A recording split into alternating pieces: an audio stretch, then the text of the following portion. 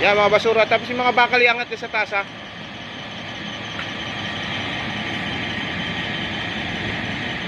Lahat ng mga ano nilagyan basta damon mainit ha para tumikit.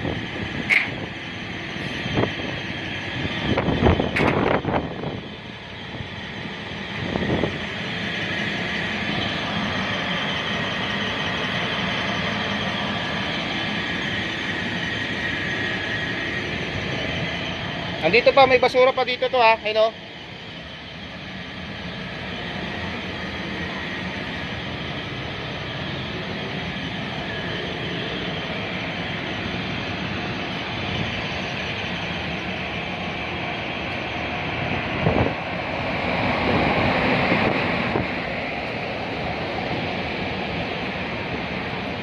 Yung mga basura asyong pakitanggal ha. Tapos yung wire na rin, punas-punasan nyo naman oh. Nadikitan ng ano oh.